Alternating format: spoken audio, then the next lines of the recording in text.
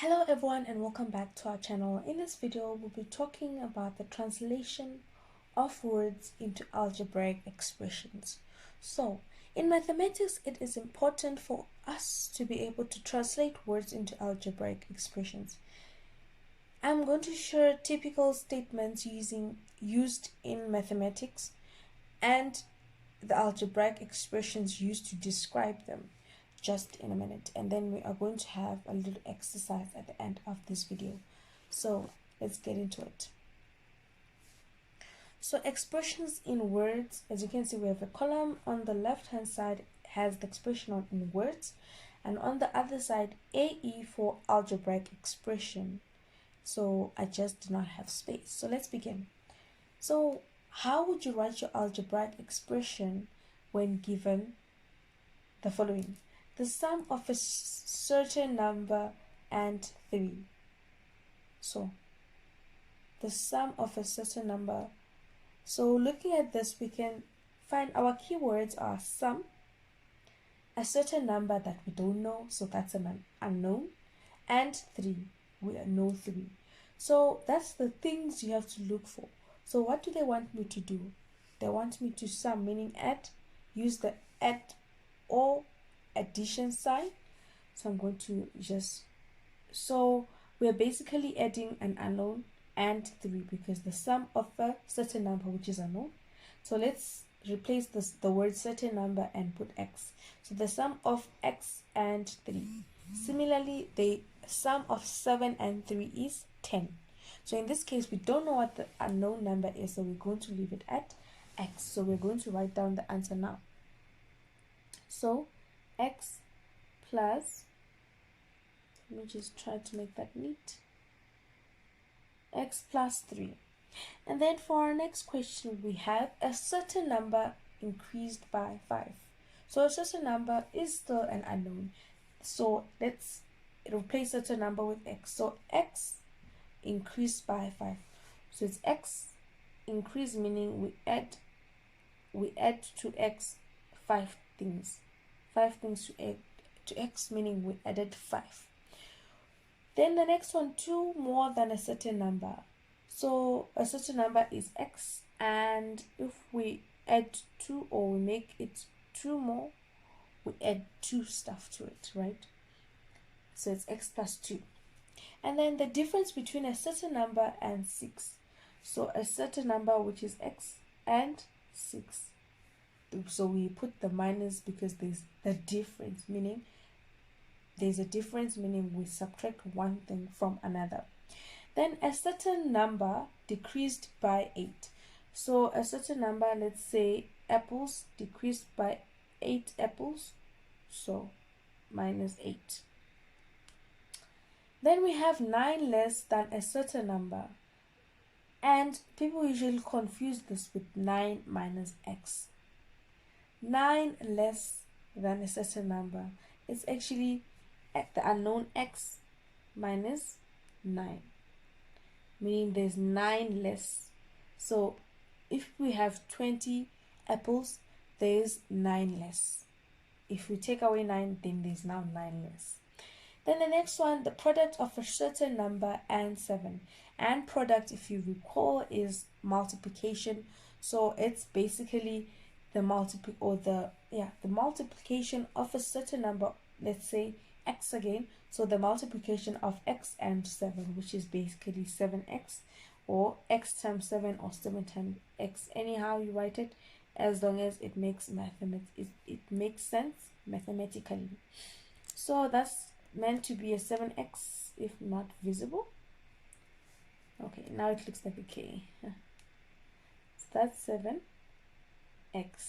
Yep, let's move on.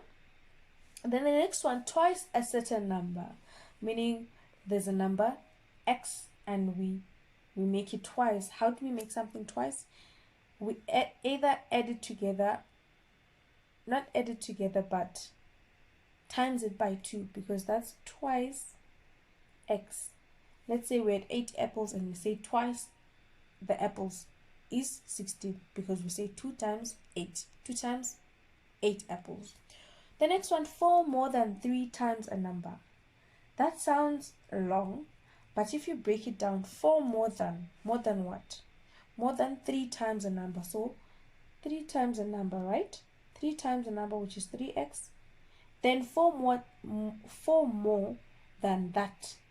So let me just write it in a different color so that you can see what's happening. So we said 3x. So you have to break it down if it's too long. So 4 more than 3 times a number. So 4 more than what? 3 times a number, right? So you write 3 times x because a number is unknown, right?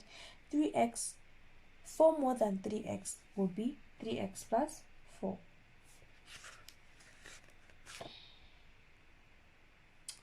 Then we have the number obtained if it exceeds a certain number by 12. So the number obtained, let's say it's x, if it exceeds a certain number by 12. So that's x plus 12. Then we move on to the next one. The quotient, so quotient is multiplying. No, quotient is dividing, sorry. Quotient is dividing.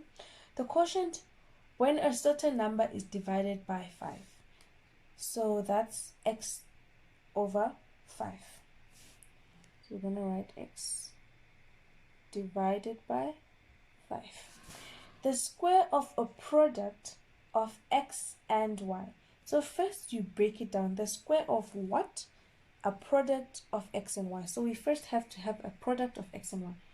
Let me change colors so that we can see.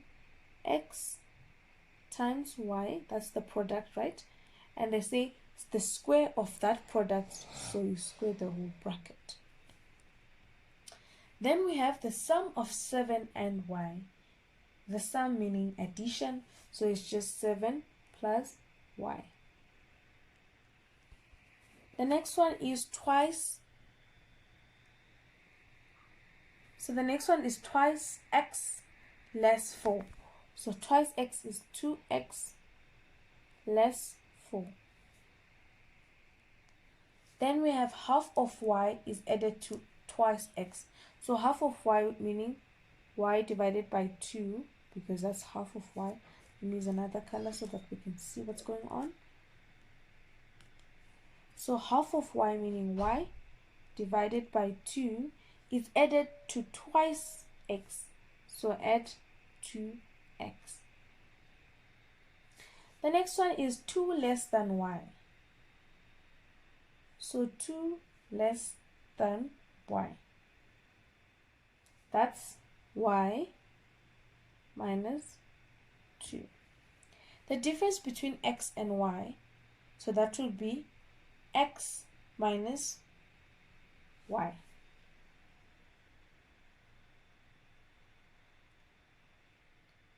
Then we have the square root of the sum of y and 12. So the square root, right, of the sum of y and 12. So the square root of y and 12, because that's what sum is. That's supposed to, under the square root is y plus 12. So the next one, 2 greater than x. So it's x plus 2 or 2 plus x. Then the sum of 3 and p is divided by 5. So we break it down, the sum of what? 3 and p. So we first do that part, 3 and p. So that's 3 plus p because that's sum, and sum means add. And then that answer is divided by 5. So the sum of 3 and 5 is divided by 5, and that's just what we have done. So let's move on to the next question. So question 2. Write the algebraic expressions for the following. So James is n years old. So we're given n, that's James age. Tim is 4 years older. So if Tim is 4 years older than James, that means it's n plus 4. So let's say James is 3 years old, then Tim will be 7 because he's 4 years older than James. That's what we mean.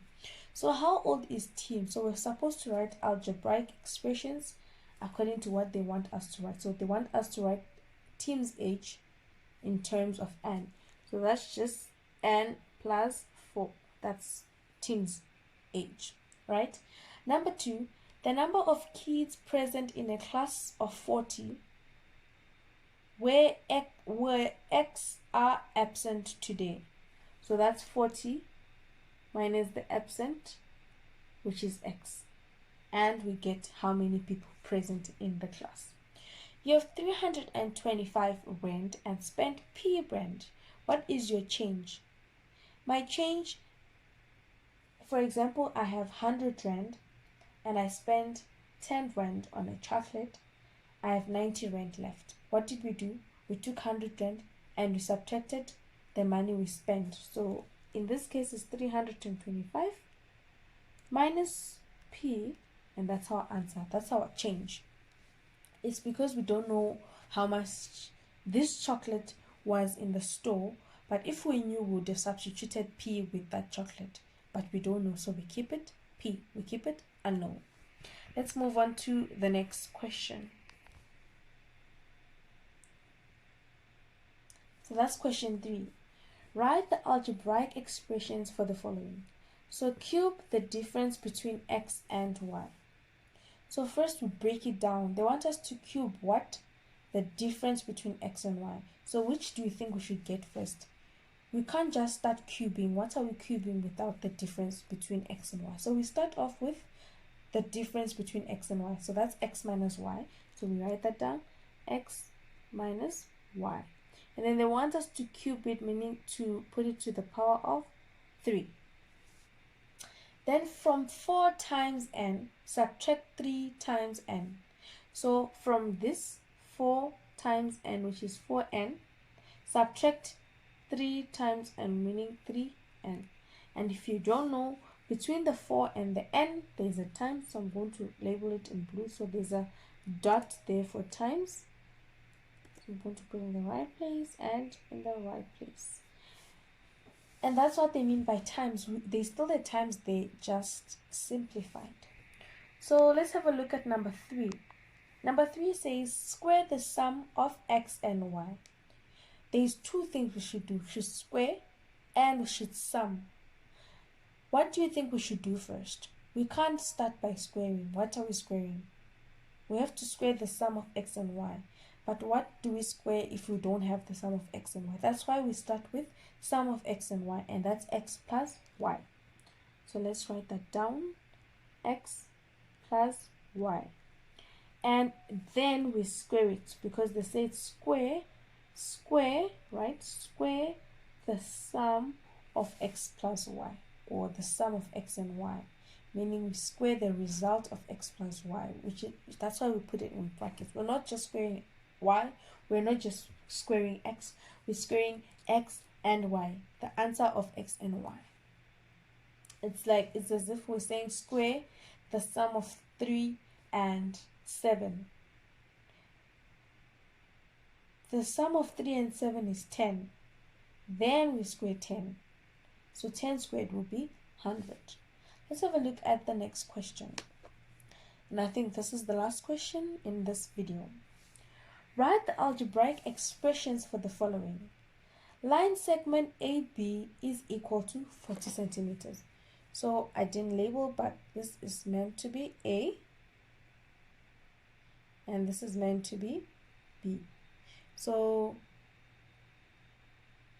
line segment AB is equal to 40 centimeters as indicated. Oh no. From this point here is A. From this point here is B. So the end of the segment, the line segment AB is equal to 40 centimeters. So this whole line is equal to 40. What is the length of the middle part in terms of x? So they want us to calculate the length of this middle part here.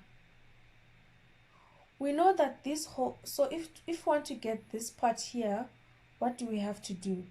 We have to minus that, so cancel this part, cancel that part, meaning we say 40, so let's write that down,